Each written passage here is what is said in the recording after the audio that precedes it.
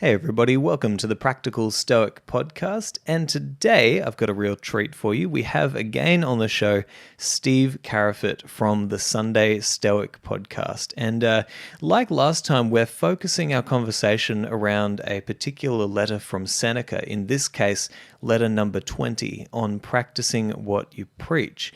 And man, I really enjoyed this conversation, and I'm also really enjoying, getting to know Steve more and getting to know his thoughts on Stoicism and Seneca's writings more, and just having somebody there to bounce my ideas off, and he can bounce his ideas off me, and we often come to some very interesting conclusions as a result of having these conversations based on specific letters from Seneca. So I really hope that you enjoy this one, and I just want to let you know that first, if you haven't ever listened to the Sunday Stoic Podcast, which I would find quite surprising, seeing as you're listening to this one about Stoicism as well. But if you haven't, then definitely jump over there. It's an amazing show, and he does a great job of breaking down Stoicism for the modern listener.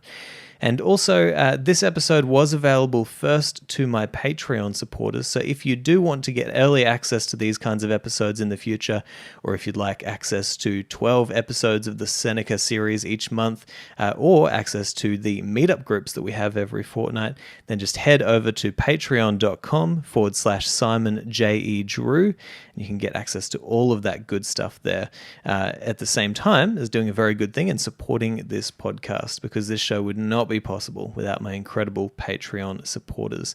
So head over there, as I said, patreon.com/Simon J.E. Drew. But other than that, I really hope you enjoy this episode with Steve Karafit from the Sunday Stoic Podcast.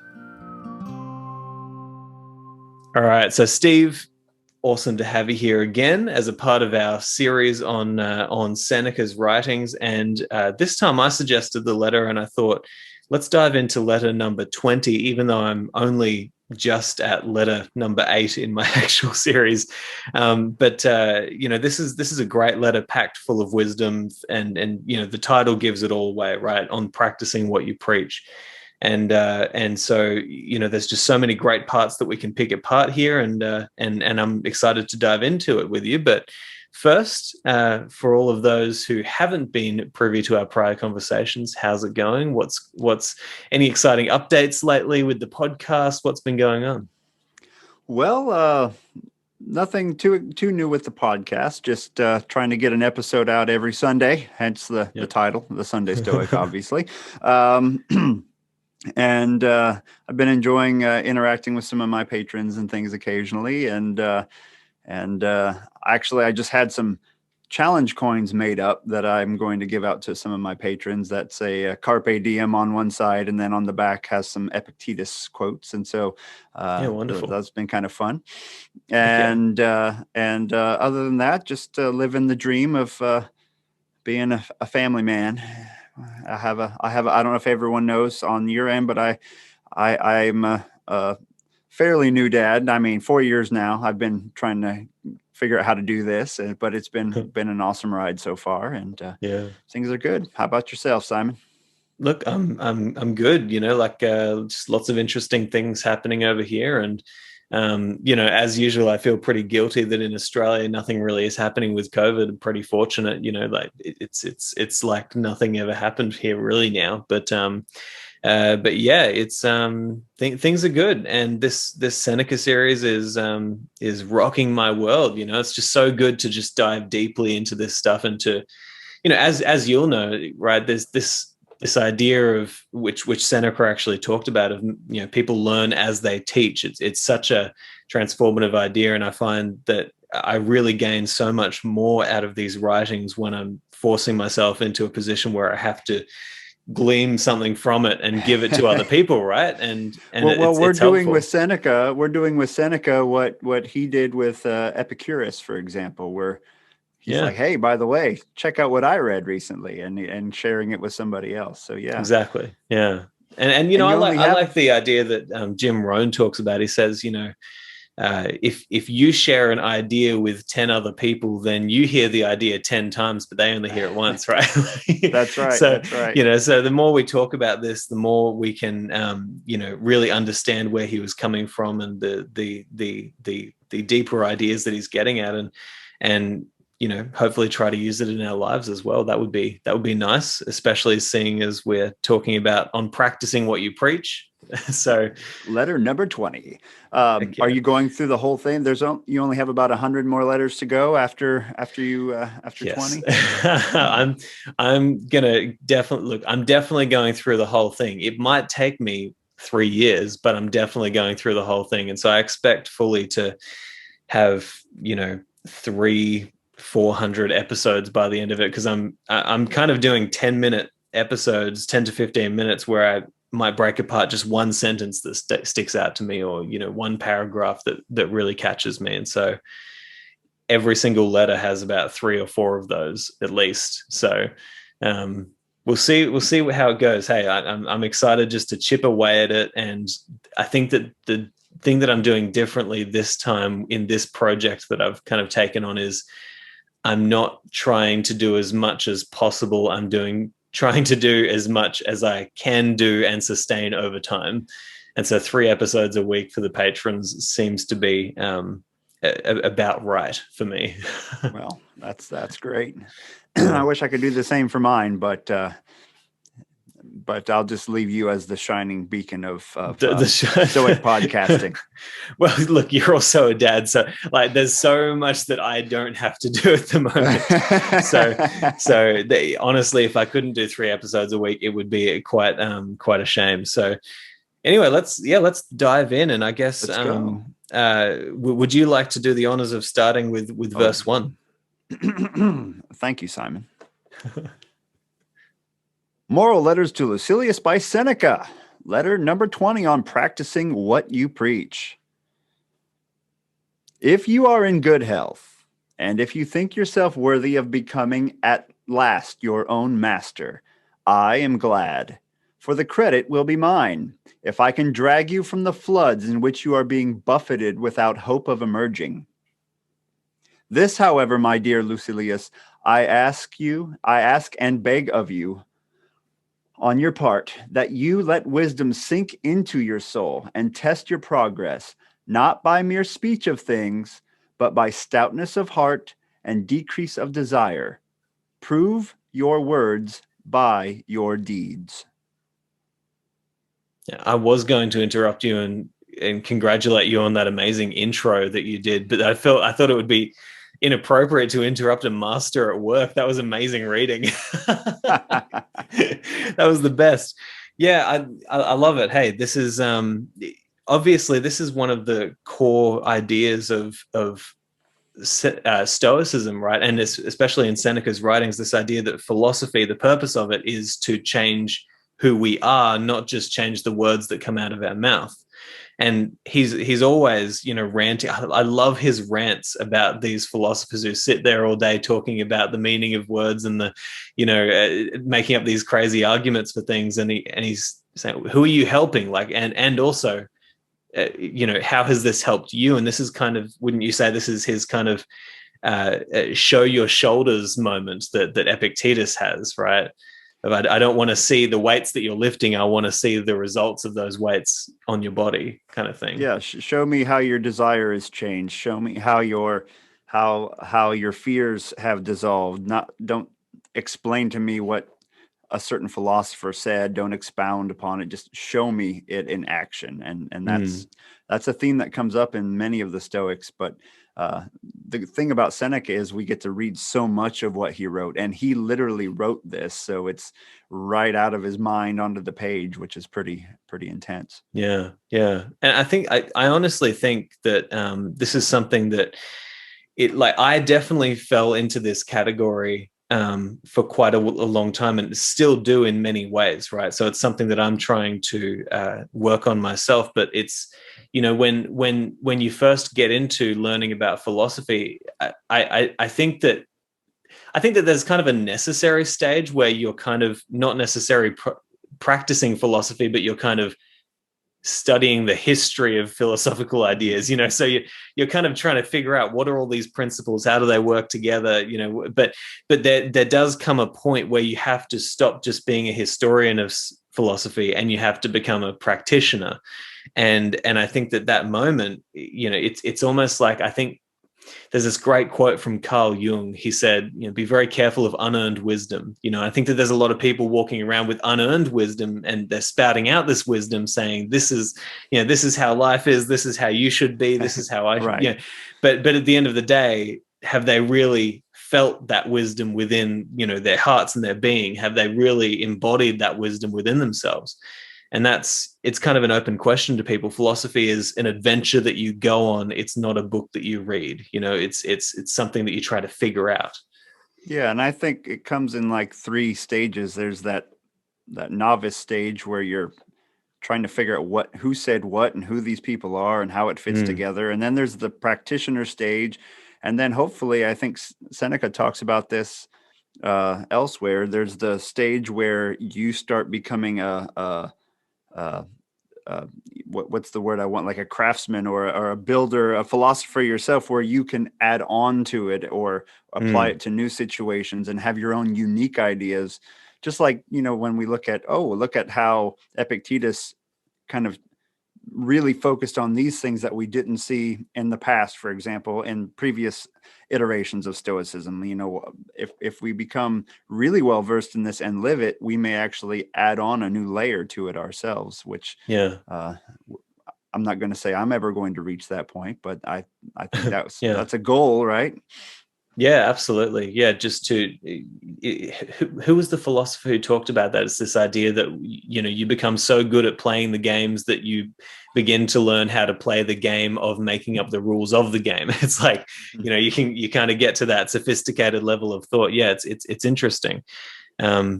Yeah, and I guess that is what we're all aiming at. That's the sage, right? Or maybe the sage is even higher, but the sage might be a step 4. Yeah. Yeah.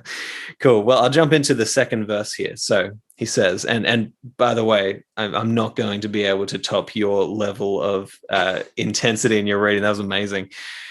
Far different is the purpose of those who are speech making and trying to win the men and idlers by many-sided or fluent argumentation. It's exactly what we were just talking about.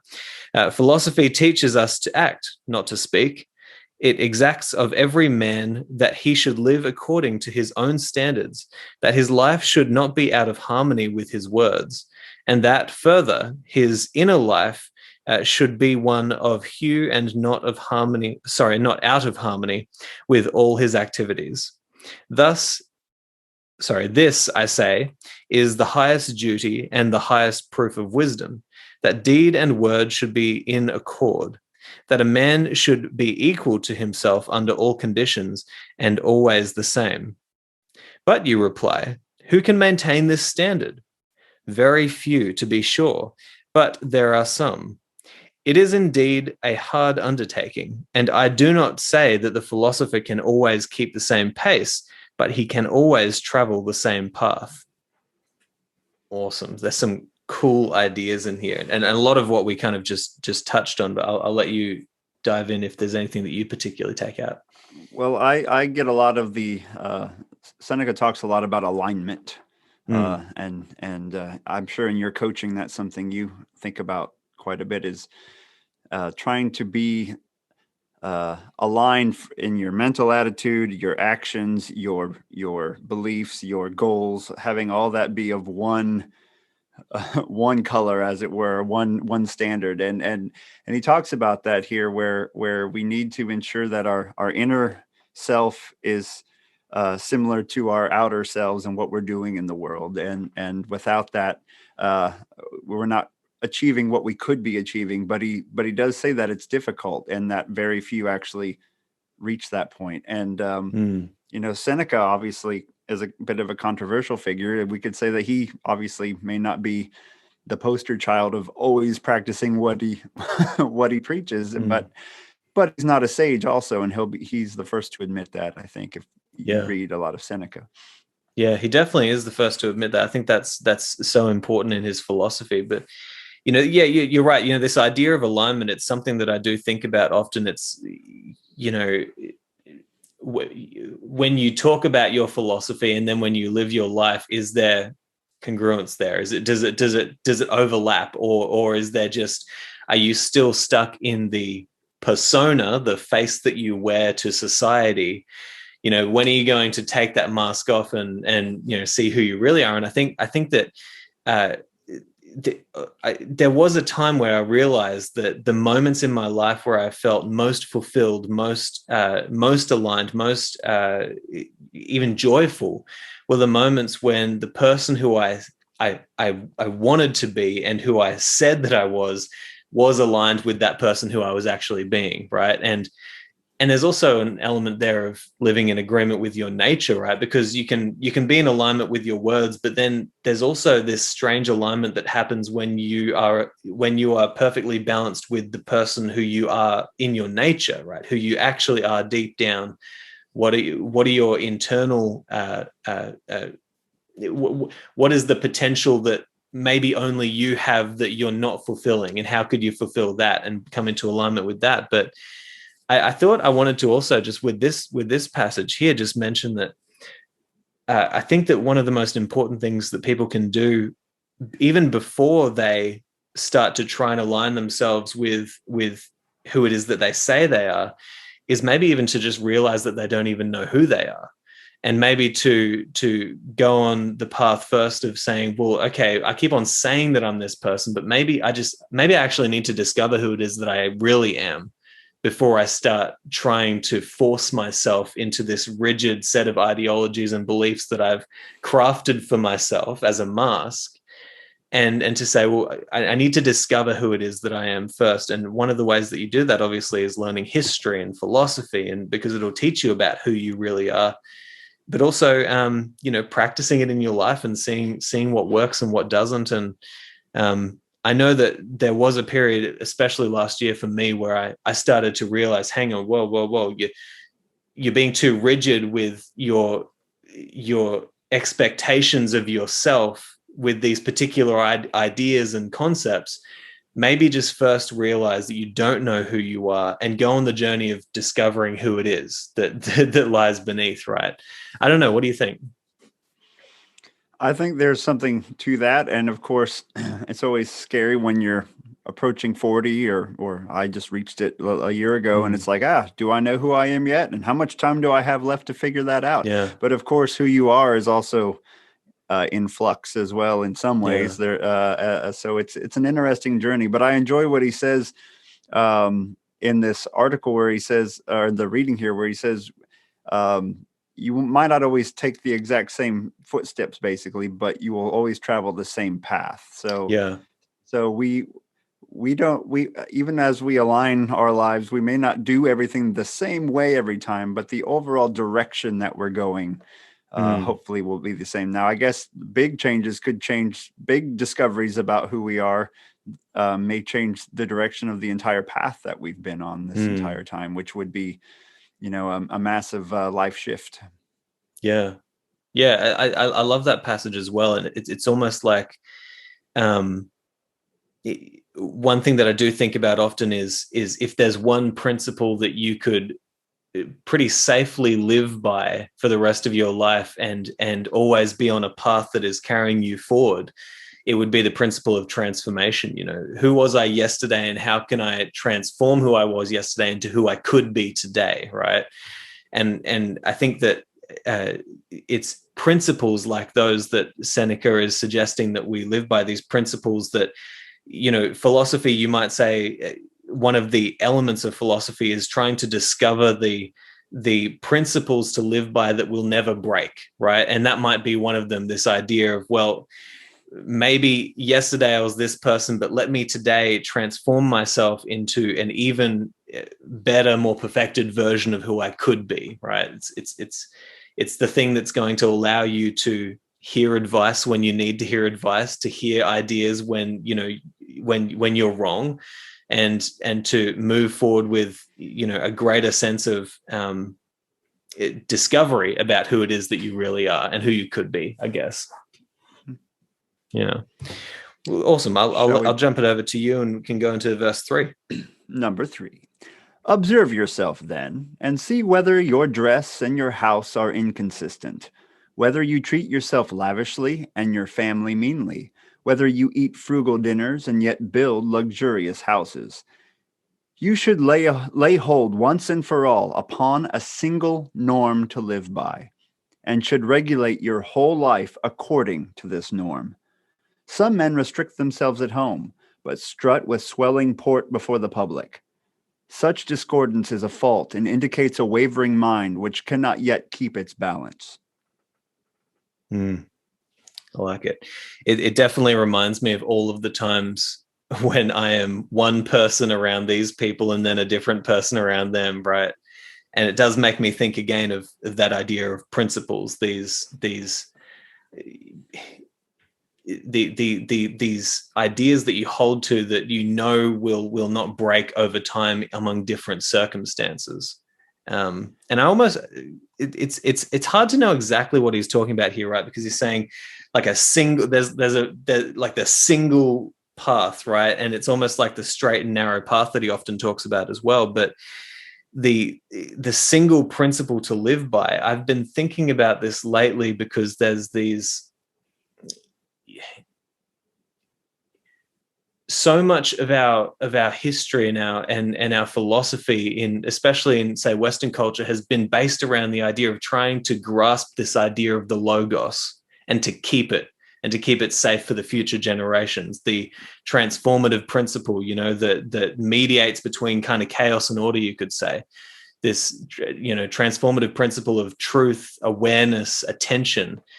And I don't know whether Seneca is necessarily suggesting to us that we find something of that nature, which the Stoics definitely thought was worth keeping, right? This idea of the logos, if there's one thing that you want to identify within your life, that's it. But it's a difficult one to take away. I'm not sure how do you read into this idea of taking a single principle to live by? Well, it's interesting. In the previous reading, verse 3 or whatever it was, he talks about I guess it's 2 that everyone should live by their own standards, for one. Like it's not you should do what Zeno said or you should do what I say. It's you need to think about it and figure out what works for you, your personal nature. And then that idea of a single standard, I don't know, maybe he's being a little he's exaggerating there a bit, but having a few principles that guide you, because obviously one norm is, unless it's a broad norm, a broad standard is not going to cut it, for all facets of life. But I think it's like I've the Stoics sometimes talk about setting some simple rules for yourself and never breaking them. And like in the last time when we met, he talks about don't add more on top of that until, don't make new resolutions when you can't even keep the simple ones you're trying to make. So trying to pick some simple rule for yourself and see if you can stick to it. If you can, then you can add another one on top of it. Yeah. But don't keep building on top of a shaky foundation.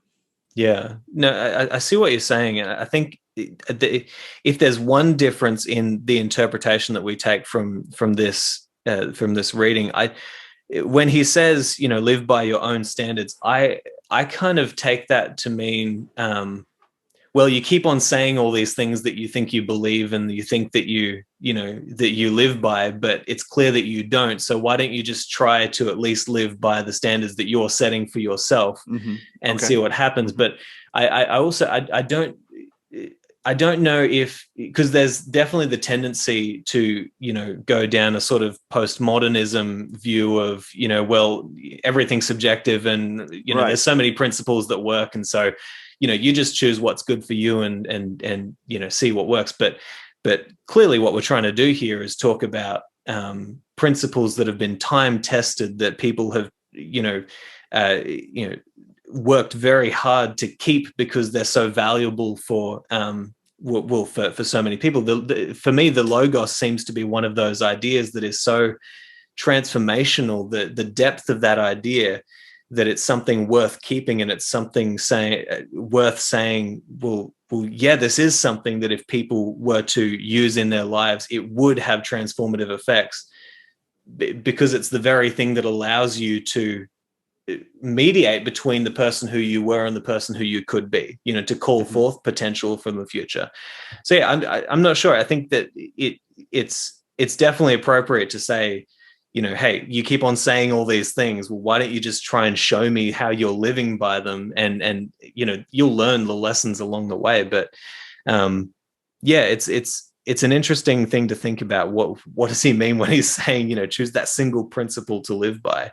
Right. But awesome. So now we are up to verse 4, and I'll jump in and read that. And I can tell you further, whence arise this unsteadiness and disagreement of action and purpose? It is because no man resolves upon what he wishes, and even if he has done so, he does not persist in it, but jumps the track. Not only does he change, but he returns and slips back to the conduct which he has abandoned and abjured. So similar ideas and thoughts there. It's like these moments when, we keep on thinking that there's something else. We keep on thinking, I'm going to try that, and I'm going to try that, and I'm going to try that. But yeah, like you said earlier, it's why don't you pick a principle, see if it works by practicing it and practicing it and practicing it, and then maybe you'll have some wisdom. But it's similar to this idea that he talks about with reading, right? Like, and I'm the worst of this. You have all of these books, and he says like the having multiple books like this is almost the sign of a fussy stomach, right? It's right. It's like you're looking at all these places, but just try these things that you have already and see if they work, and then maybe you'll know something. I don't know. What do you take away from that? Well, yeah, the feeling I get from a lot of this is a lot of times, I don't know, when we buy a new book or we start reading about a philosophy, we hope it's like a pill that you're going to swallow it, and then there will be this change. Like, I will be a new person now. But instead, I think it's about depth of knowledge of one philosophy and a practicing of that philosophy. So it's more like becoming a craftsman in that philosophy rather than just having a knowledge of it, where change really comes from. But sometimes we don't see that change right away, and it's like, well, maybe I need to be reading about this philosophy and this philosophy or this idea, and so we end up having a shallow understanding of 10 things instead of a deep understanding of one or two. Yeah.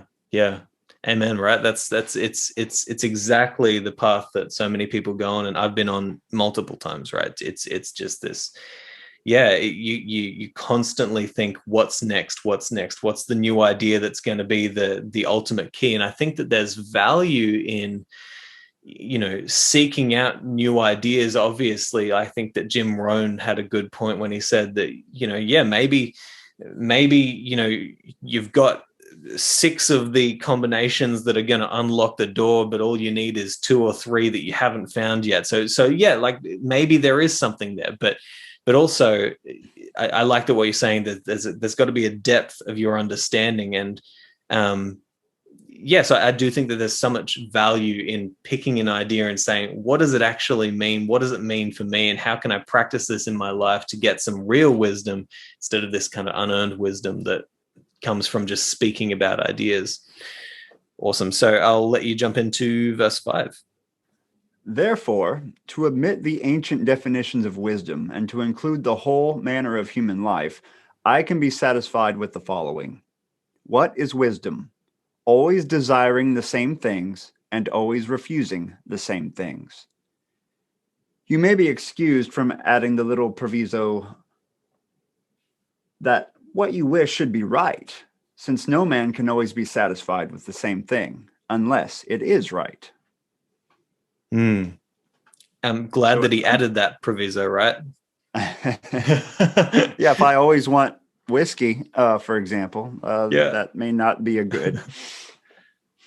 Yeah, and that's this is kind of the reason why I brought up the fact that it would be in my opinion, it would not be appropriate for Stoicism to go down a road of the kind of postmodernist thinking of, well, everything is fine, and just because obviously what we're involved in here is trying to discover. Well, I mean, if you go back to the true Stoic sense, they're trying to discover the patterns of the universe, right? They're trying to discover what is right, what is wrong, what, and what is going to be helpful for us in the long run and lead to a flourishing life, and what literally doesn't make a difference. And so, I really like that he's suggesting that we come to this point where we understand deeply what it is that we should be moving towards and what we should be avoiding. And then we should live by those principles. And we should also be seeking to understand whether or not we're right. That's where logic comes in, or in their whole formulation of this philosophy. But yeah, it's an interesting idea. Yeah, consistency is a big deal in Stoicism, and it shows up in these few paragraphs quite a bit, and it shows up in Cicero and other places where Stoicism is discussed. It's that, like we've already hinted at before, it's that, like he says here, always desiring the same right things and not wanting, having the right desires and aversions, basically, is in if we want to apply Epictetus terminology here. And then also being the same person, whether you're by yourself behind a locked door or in the street in public. We see that come up again and again. It's being the same person in your head as you are outside of yourself, with someone observing you. It's all of that alignment and that consistency, and that's where we need to pick who we had to figure out who you are, and then do what you need to do, as kind of paraphrasing Epictetus there. All of this kind of, it comes from the same school, so we see it coming up just worded differently from these different philosophers, but it's great advice. Yeah, absolutely. I think, honestly, there's a part of me that kind of feels slightly averse to this idea of always wanting the same, but it's definitely because I have the tendency to being a creative person, an artist, right? I'm all over the place with my ideas, and I like that, right? Because I'm very open in my personality. I like to explore, to see what's next, to branch out there. But I do like the idea of principles being, these things that guide you as you transform throughout many rivers, as Heraclitus would have said, and so, yeah. Sorry, go on. Well, I don't think you want to deny your ability to use reason and inspiration. What makes you human. I mean, the Stoics are about making you the best human you can be. If you simply literally only desired the exact same things, you're going to be a computer or a machine at that point, which would deny your humanity. So I think we have to bear in mind that in what light to to practice these ideas. Doesn't mean you only eat the same meal every day, and you only play the same 4 chords, which might describe my musicianship, but not yours. But those kind of ideas. Yeah. Well, I will say that maybe it would be time for us to be practicing becoming computers and machines. Hey. Awesome. So, verse 6, I believe we're up to. For this reason, men do not know what they wish, except at the actual moment of wishing. No man ever decided once and for all to desire or to refuse. Judgment varies from day to day and changes to the opposite, making many a man pass his life in a kind of game. Press on, therefore, as you have begun. Perhaps you will be led to perfection, or to a point which you alone understand is still short of perfection. I really like this. It seems like what he's suggesting here, and I kind of wrote a note here that I wanted to make sure kind of bringing the judgment back into each moment, right? Because it's all good to suggest, well, I'm going to live by this principle and that principle and this principle, but at the end of the day, unless you bring the attention and the focus back into the moment, you're just going to keep on living how you've always kind of lived, because we're constantly making these decisions, even unconsciously. And I think that what he's suggesting here is that you bring that attention back into the moment and focus as you're living throughout your day. And like he said before in other letters, every moment brings with us countless decisions to make, right? And so we need to become skilled practitioners of focus and attention in each moment, which will hopefully lead us in a good direction. But ultimately, I think that what he's saying here is that you'll either get to a good place, or you'll realize that the place you've arrived at is not quite where you would have liked, and you'll then redirect your path in that moment. What do you think? Kind of what I get out of this is, if you have your principles, your one or two principles, the time-tested ones that you have set for yourself, hopefully from, as you said, well-tested ideas.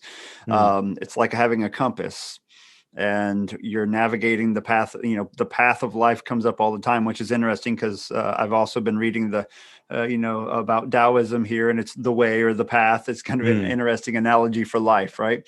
But if you know where you're going, you don't have to make novel decisions every second of the day because you have a guide.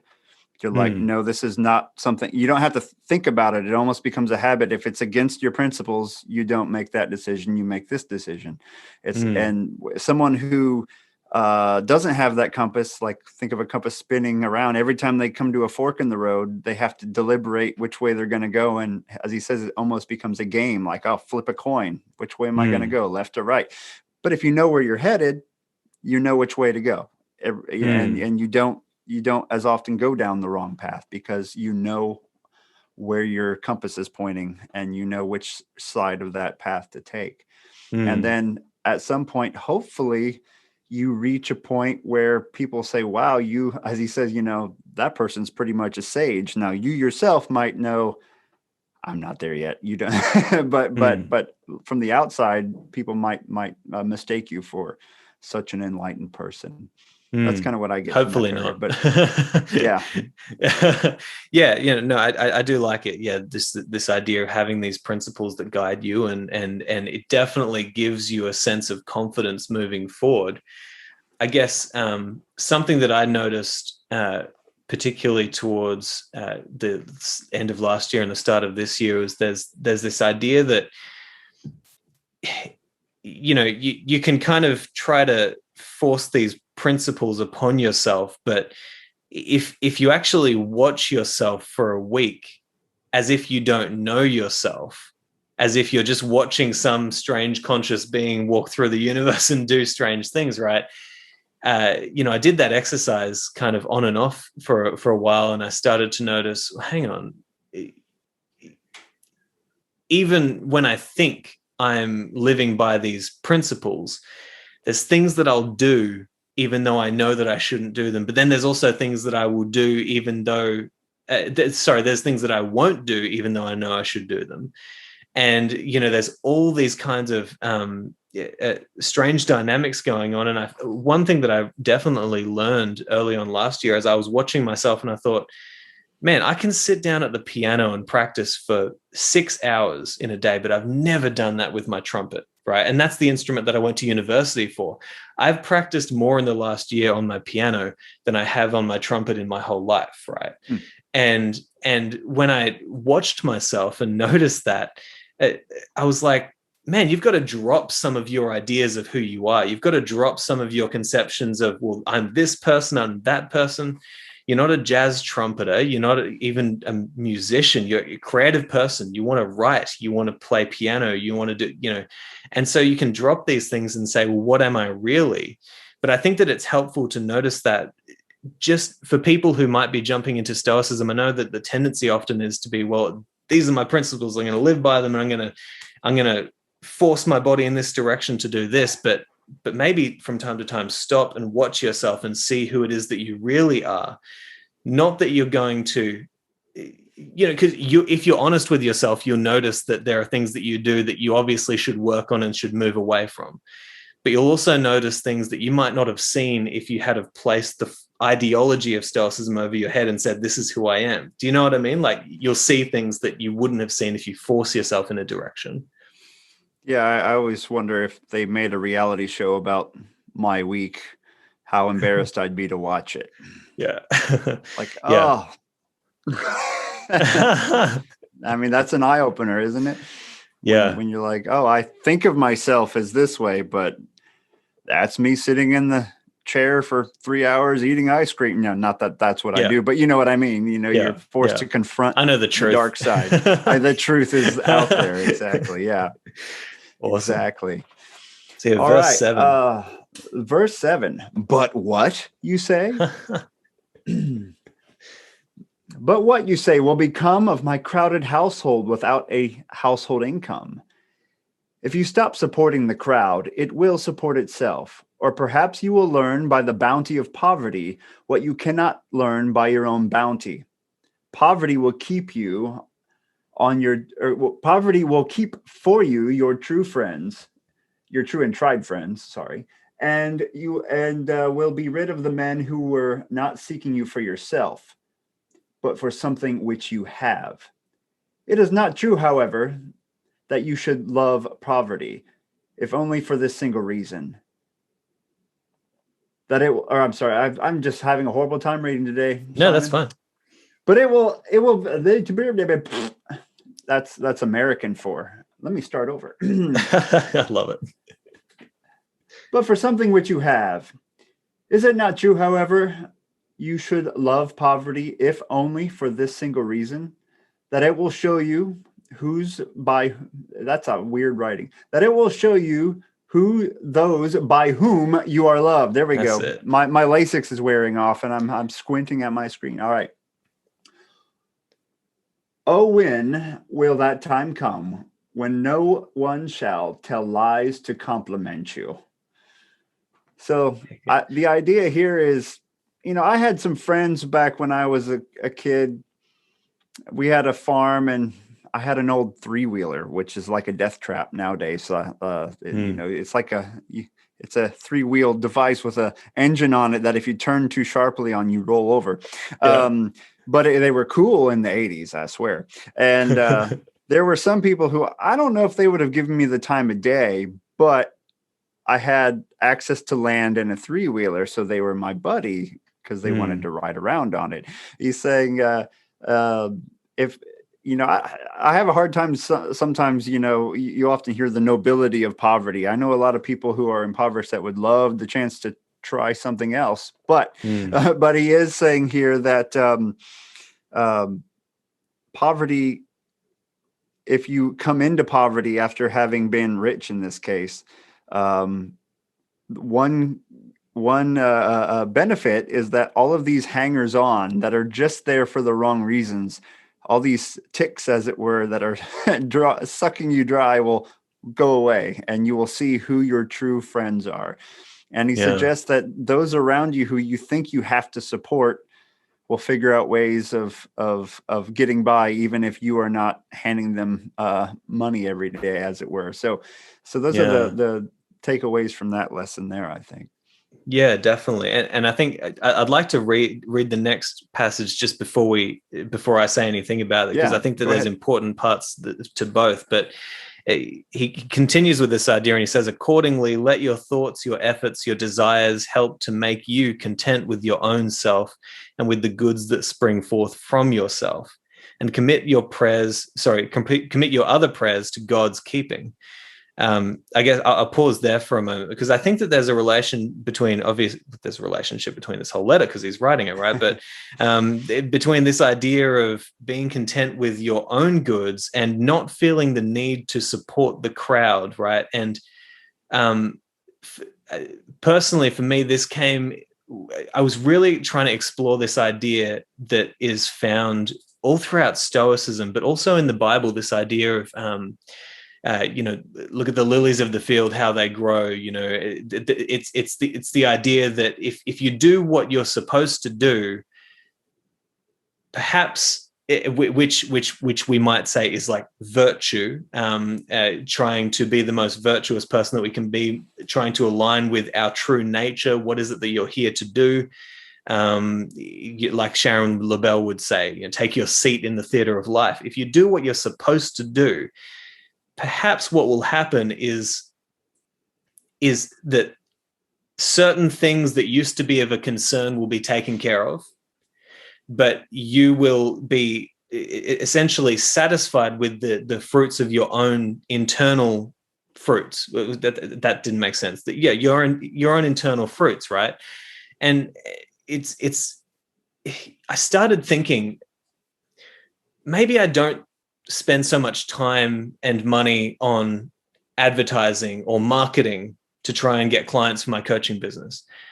Maybe what I do is I try to put together the best episodes that I can put together, because that's something that I can focus on internally, right? I'm not trying to catch something. I'm trying to give something that is truly valuable, right?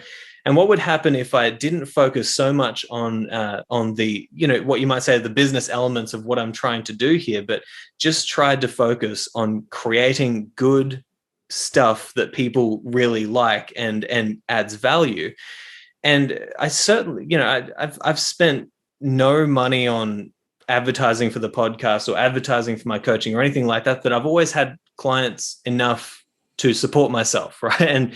And when I got through my first year of being out of a job, right, I was like, man, like this, I can't believe I did that. And especially not having spent time on unnecessary things and pulling myself away from this desire to please people or to please the crowd or to pander to the crowd, but to simply be satisfied with what it is that I'm trying to do internally and what I'm trying to bring forth.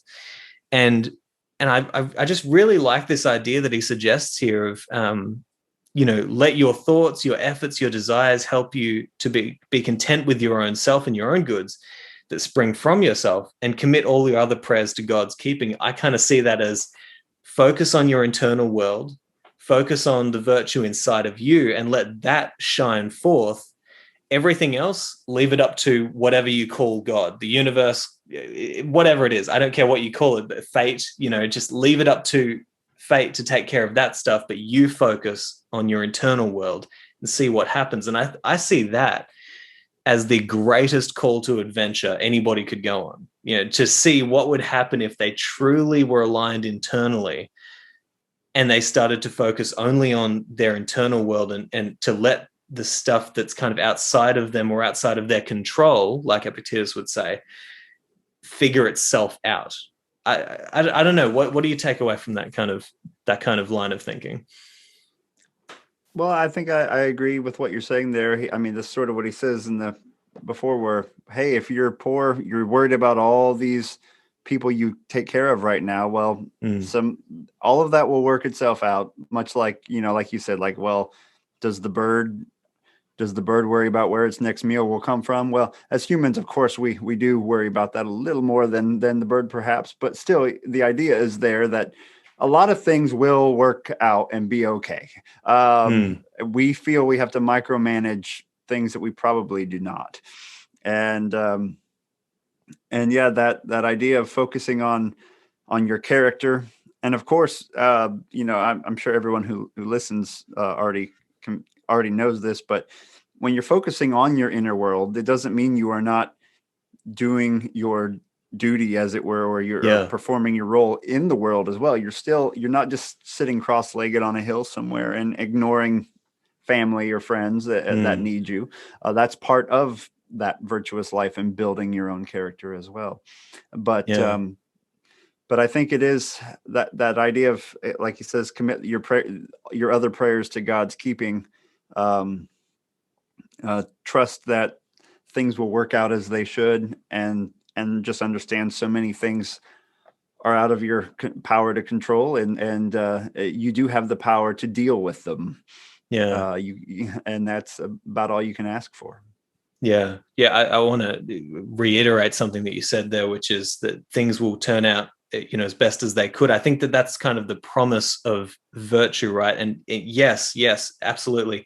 When you're living for yourself, you are living for other people. You're trying to see how you could best fulfill the duties that you have, to be the strongest, most capable version of yourself that you could be. Because there's nothing more demanding on everybody around you than when you're a weak, sniveling, deceitful, angry person, resentful person, right? It's like you're not helping anybody. But when you're strengthening yourself and becoming the potential that you could be, that is going to send ripples out everywhere. But I think that the promise of virtue is, if you focus on virtue, things will turn out as well as they could turn out for you, right? And I think that's true. I think that it's true that if you truly try to focus on how could you best approach your life and be the most virtuous person you could be,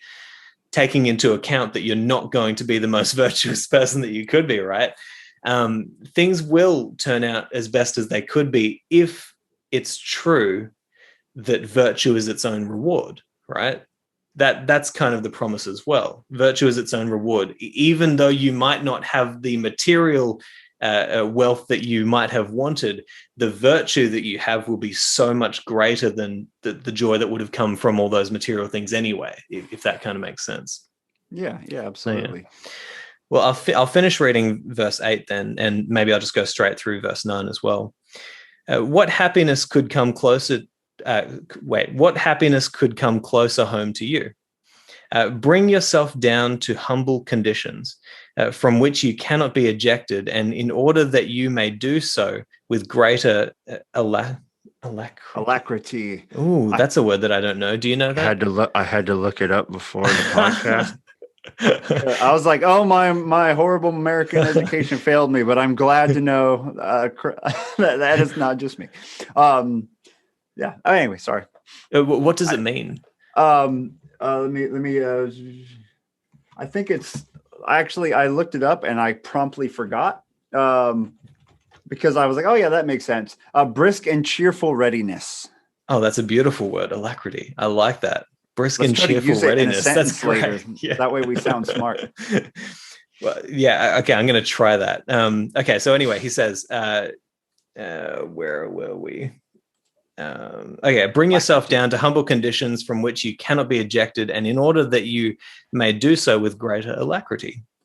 The contribution contained in this letter shall refer to that subject. I shall bestow it upon you forthwith, like it being bestowed with a quote. He says, although you may look askance, Epicurus will once again be glad to settle my indebtedness. And Epicurus says the following: believe me, your words will be more imposing if you sleep on a cot and wear rags. For in that case, you will not be merely saying them, you will be demonstrating their truth. I, at any rate, listen in a different spirit to the utterances of our friend Demetrius. After I have seen him reclining without even a cloak to cover him, and more than this, without rugs to lie upon, he is not only a teacher of the truth, but a witness to the truth. So I think that there's some incongruency between Seneca's kind of ideas here in his letters, because on one hand, there are letters where he discusses the middle way of his philosophy, which is you kind of want to conform to the crowd slightly, just so that they can understand you, but inwardly you want to be completely different. Now he's kind of potentially suggesting here that it would be better if you were to be living with rags and this sort of stuff. But the one thing that I really, really, really like about this passage is where he says that he is not only a teacher of the truth, but a witness to the truth. Because I've definitely noticed in my life, and I think that this is the case with philosophy, it's not something that obviously we've been talking about this. It's not something that you learn in a book. It's something that you witness in your life. You actually see what happens when you transform your mind, and you see what happens when your perspectives start to change. And I can honestly say that I've really experienced a shift in the way that I see the world, the way that things happen around me, as a result of trying to understand these philosophies and to put them in my life. And I'm not saying that I'm even close to who he's talking about here, Demetrius, right, who is the witness of the truth. But I really do think that philosophy is something that you witness in your life as it transforms you. And when you witness it, that's the point when the wisdom has actually become you, as opposed to just being something that you're breathing out of your mouth, if that makes sense. Yeah, I did a little, I read this same letter in another translation yesterday, and it had a couple of nice footnotes that were kind of enlightening. First of all, that what I thought was cool was that this quote by Epicurus only appears here. So if Seneca hadn't written it down, we wouldn't know it existed, which is kind of interesting. So Epicurus is saying if you were laying on a cot wearing rags, your words would have more weight to them because you would be living what you're talking about. And then Seneca brings up Demetrius, and Demetrius is his example of this. And I guess Demetrius was someone who was more of a cynic, someone who like Diogenes, who just renounced all wealth. And I think he must come up in several of Seneca's letters, because it said, check out these other letters to see Demetrius mentioned again, but I haven't done that yet. But he doesn't even have a cloak to cover him. He denounces material possessions. And I found it interesting that Seneca is bragging up a cynic, just like Epictetus does in his teachings. The Stoics seem to be in awe about the cynics in some ways. Yeah, and I kind of understand that, right? Because it's like, this is how detached from society a person can get and still remain wise and virtuous and happy, right? But then in another, letter, he'll talk about how you shouldn't judge somebody by their external appearances, right? And obviously, it would be a mistake to think that just because somebody is wearing rags, that means that they are wiser, right? But there has to be the wisdom with that. And so I get where he's coming from. I think we kind of get there in this letter yet, in a way, because he says it doesn't mean anything.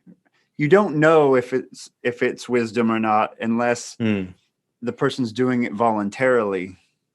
If it's just and if they don't care, if it's like, this is fine, this is not a burden because I'm doing this because I don't value that, I don't value wealth. I can live this way or I can live this way, and it's all the same to me. And that's, I think, kind of where he's going with this. We might tease that out anyway. We'll see. You're right. I do remember now that he does talk about this a little bit. So I'll let you read on. Okay, number 10, right? Yep. May not a man, however, despise wealth when it lies in his very pocket? Of course. He is also great-souled who sees riches heaped up around him, after wondering long and deeply because they have come into his possession, smiles and hears rather than feels that they are his. It means much not to be spoiled by intimacy with riches. And he is truly great who is poor amidst riches. So I think this is the other side of that equation, where maybe you can, because I think Seneca's worried about this. I'm rich as heck. I have more money than almost everybody. Can I still be a good person? And the whole eye of the needle thing. But here he's saying, well, what if you're poor? If you're poor, if you don't have wealth and you hate it, it's kind of like being rich and then loving it, I guess you could say. You're doing both of them wrong. Is kind of what he's saying there in those cases. Yeah, and I like what he says here, that Demetrius hears rather than feels that they're his, right? So he sees and hears, and people tell him that he's got all this money, right? But he doesn't feel it, meaning, it hasn't become a part of who he is. He's still going to be the same person, coming back to that idea earlier on of, being consistent throughout your life. He'll be the same whether he has heaps of money or no money at all. He's still going to be the same person. It doesn't affect him. It's around him. It's not of him. Like you said. Yeah. Yeah, I love it. It's an interesting idea. And so then he goes on to say, he says, yes, but I do not know, you will say, I love it when he does this, how the man you speak of will endure poverty if he falls into it suddenly. Nor do I, Epicurus, know whether the poor man you speak of will despise riches. Know whether the poor man you speak of will despise riches should he suddenly fall into them. Accordingly, in the case of both, it is the mind that must be appraised. And we must investigate whether your man is pleased with his poverty and whether my man is displeased with his riches, coming back to what you said earlier. Otherwise, the cot bed and the rags are slight proof of his good intentions. If it has not been made clear that the person concerned endures these trials not from necessity, but from preference. So, yeah, back to what you said earlier, you know, it's about being consistent no matter where you are on the spectrum there of wealth, in trying to live by your principles and to not be thinking that money, the lack of or the bounty of, is going to be the thing that makes a difference for you. And yeah, it's you can imagine Epicurus's his example of the person in rags, who's this example of virtue according to Epicurus, which he may well be, we don't know. But if you give that person $1 million in gold, or whatever what's the currency in the time here? no in idea. Roman times, I almost had it. It starts with a D, and then denarius maybe, or something like that. Anyway, you give him a million coins. Are they going to still have the same virtue that you thought they had before, or are they suddenly going to be telling the poor to shut up and stop begging from them, and yeah. you know, and going and living a life of debauchery now that they have that wealth? You know, that's the question. And one thing to think about as well is, like, money. This might be a good way to think about it. Money is something that can be turned to evil, can be turned to great good, right? And that's why Seneca said in another letter that, you know, if having wealth or fame, you know, would enhance my ability to project virtue onto the world, right? If it would enhance my virtue and allow me to do greater good, then give me as much of it as you want, right? I'll take it, you know. And I think that's an appropriate attitude to have, right? Because you know, there is definitely a narrative that goes around today, you know, the 1%, these evil billionaires sitting at the top doing all this bad, sitting in their lairs, you know. It's like, let's talk about whether it's exactly right. There are virtuous people and unvirtuous people. The money means nothing, right? Having money doesn't mean anything, right? But the hands that hold the money decide what that money is. And I think that that's an appropriate way to look at it. And I like that what he does here, well, we can kind of read on. He goes on to say that we should practice for that. But he says that, are we 12? Is that right? Number 12, yeah. Okay. It is the mark, however, of a noble spirit not to precipitate oneself into such things on the ground that they are better, but to practice for them on the ground that they are thus easy to endure. And they are easy to endure, Lucilius, that when, however, you come to them after long rehearsal, they are even pleasant, for they contain a sense of freedom from care, and without this, nothing is pleasant. So that's the verse that I really like in this last kind of few passages, this idea that we're trying to practice for wealth and poverty. We're trying to practice so that when we arrive at these places, we can still aim at the highest good, try to bring forth the best of ourselves and other people. Because if there's one thing that we know, it's like, you know, if you're a corrupt, terrible, resentful person, when you have money, what are the chances that you're going to do any good with it? You know, like, right. what are the real chances that you're going to? Oh, yeah, he turned into a really nice person when he got all that money. Yeah, right. Everybody thinks that things are going to be so different when they have money. No, it's like alcohol. It's just going to make you more of what you already are. Right? It's going to bring that forth, right? And I just love this idea that we're trying to practice so that we can maintain this equilibrium no matter whether we're in poverty or in. And this is so important for so many people to get when they're starting out with Stoicism, because you can almost become masochistic and think, you know, oh, I'm going to practice poverty and I'm going to, you know, right. And I've noticed habits within myself that I don't like. It's, you know, I have these habits sometimes of devaluing what it is that I do, or not necessarily putting the effort in to take opportunities that might increase my monetary value.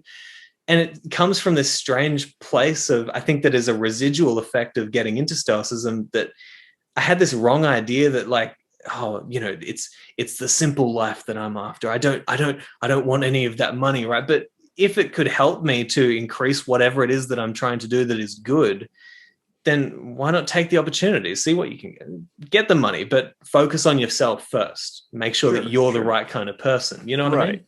I do. Absolutely. Yeah. You don't want to, as they say, sell yourself for the money. I'm going to do things that I don't believe in for that money. That's what that's falling out of alignment with your principles. But if what you're doing means something to others and it helps you to, they're devaluing wealth here in a sense. But then again, if you have it, it makes a lot of things a lot easier to get the word out there, than if you don't have it. So it's a preferred indifferent. And now, if you're a cynic, it's just an indifferent, right? Like you don't care. But for the Stoic, it's like, I'd love to have that as long as I'm using it for the right reasons.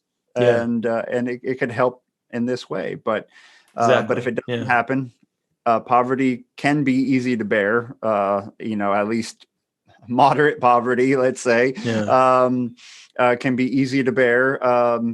We'll get by. It'll be all right, especially if you have practiced it. I know I read Massimo Pigliucci has actually some little blurbs about different letters from Seneca, and he talks about in referencing this letter, it talks about a weekly cold shower and going out without a jacket on, or fasting certain number of days. And that's where we'll go in the last, let's go ahead and I'll do number 13, and then we can kind of go from there. I hold it essential, therefore, to do as I have told you in a letter that great men have often done, to reserve a few days in which we may prepare ourselves for real poverty by means of fancied poverty. There is all the more reason for doing this because we have been steeped in luxury and regard all duties as hard and onerous. Rather than let the soul be roused from its sleep and be prodded, and let it be reminded that, hold on, let me do that again. Rather, let the soul be roused from its sleep and be prodded, and let it be reminded that nature has prescribed very little for us. No man is born rich. Every man, when he first sees light, is commanded to be content with milk and rags. Such is our beginning, and yet kingdoms are all too small for us. Farewell. Powerful line to finish on, right? I love that one because it really does remind you, and you'll learn this if when people study history and philosophy, they learn that people have always been able to deal with the most insane circumstances.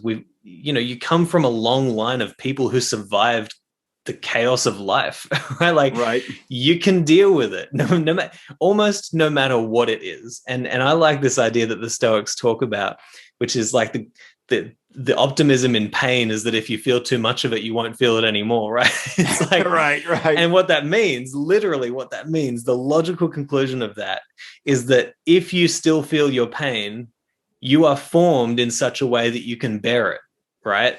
And it's like, that's a tough one for people to realize, but I love this idea that, as soon as we're born, milk and rags, that's all we need, right? When we're born. And yet look at what we desire. We desire kingdoms. Even a kingdom isn't good enough for us, right? It's just crazy. But I think that's one, you'll want another one.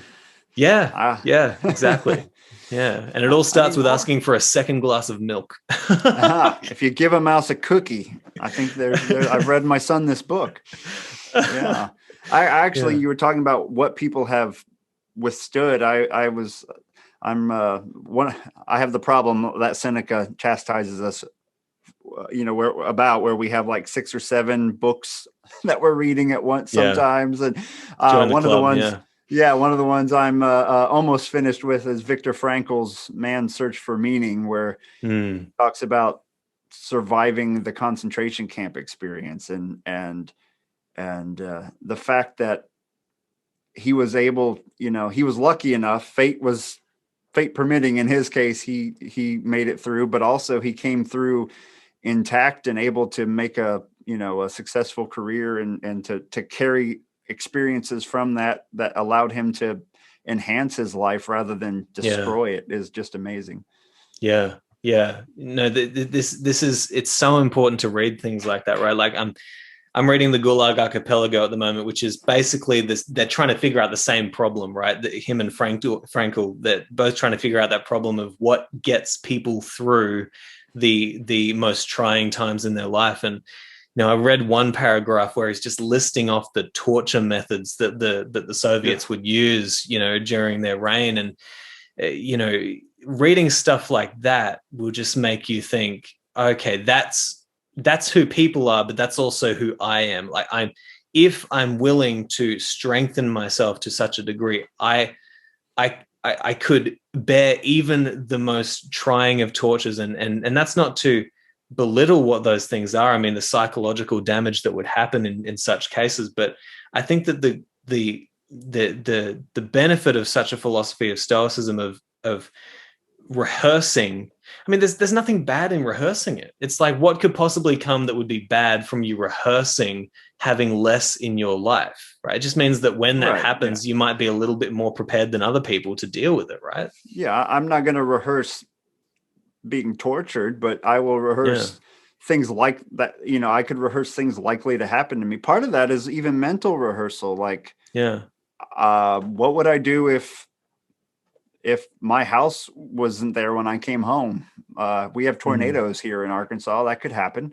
So let's say a tornado hits your house and then your insurance won't pay for it. Okay. Yeah. That sounds horrible, but I can probably scrape together enough money for a van, and we could sleep in there for, we would make it somehow. If that happened, you can think about that. What if it would happen? If the worst happened? Could you handle it? You wouldn't have the same life you have now, but would you find happiness in that life? You probably could. But if you realize that, maybe then the stressors of everyday life start to pale, and this isn't such a big deal. I can handle all kinds of things if I have to. Yeah, definitely. It definitely teaches you a lot about yourself, right? And it teaches you that you are capable of at least figuring out how you can survive. I like what Marcus Aurelius said. He said that you'll face today with the same reason that you had yesterday and the day before and the day before that. We're always so worried about what's going to happen next, and we're always so frightened of what could come about, right? It's like, look back on your life. Look at how far you've come. Look at what you've survived through. Nobody gets through life alive. Nature wins 100% of the times, but we seem to manage. That reminds me of Seneca talking about treating life, people who think of life as a game rather than having I'll be okay. It's not that things will work out in your favor. It's that you can handle what will occur. That's it may not be what you would have chosen, but that's the point. You don't get to choose. And if you're always worried about what's going to happen next, that's just like playing a game. What is my opponent going to do now? Where are they going to move the next chess piece? But if you are confident that even if I'm checkmated on the next move, it's okay. I'll be all right. That's where I think some more of this confidence comes from. Like, I can handle it.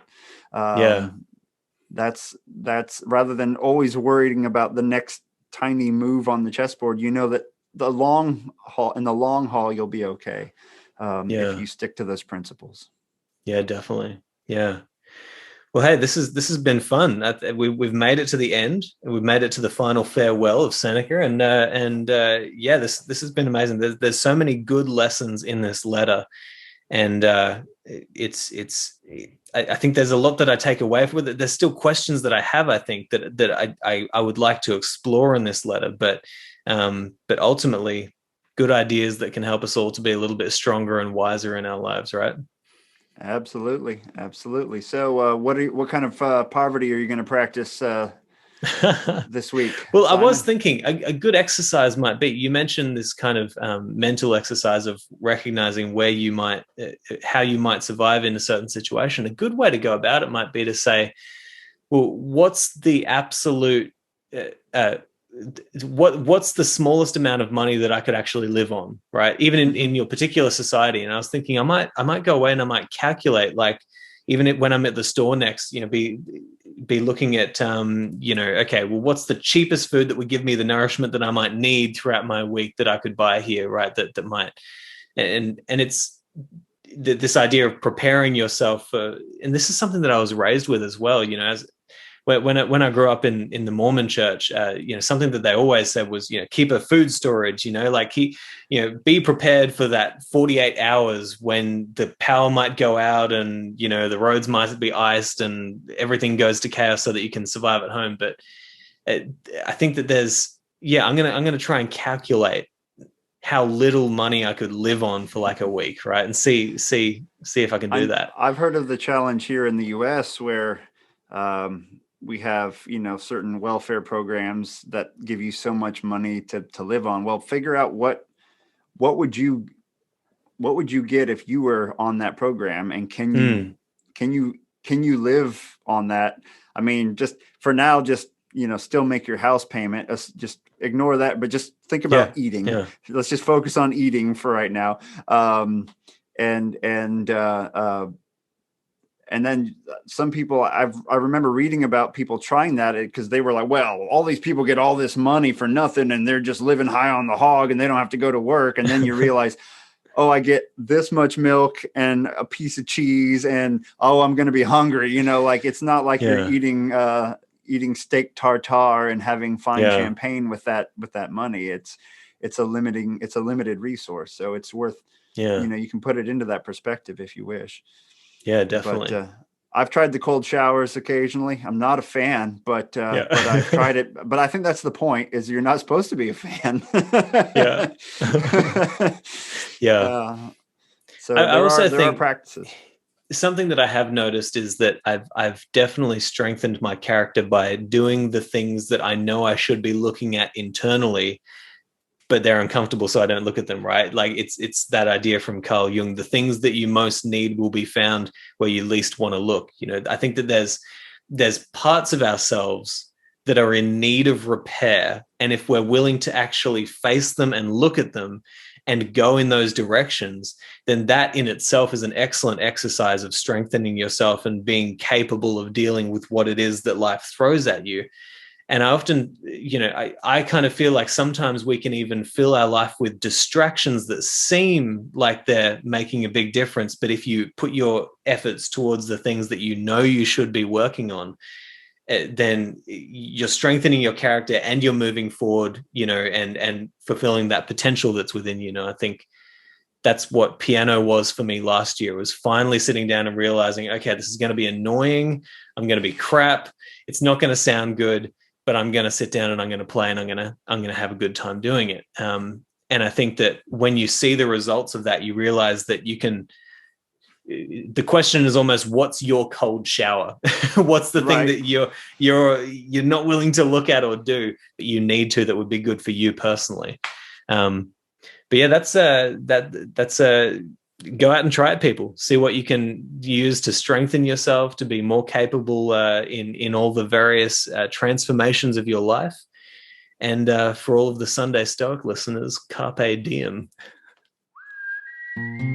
Hey there, YouTubers. I just wanted to let you know that if you love this episode and you'd like many more just like it, then you can head to patreon.com/Simon J.E. Drew. There you'll get access to exclusive episodes that haven't been released yet, as well as many other benefits. Also, if you'd like to work one-on-one with me in my coaching practice, then you can head to simonjedrew.com/coaching. Talk to you soon.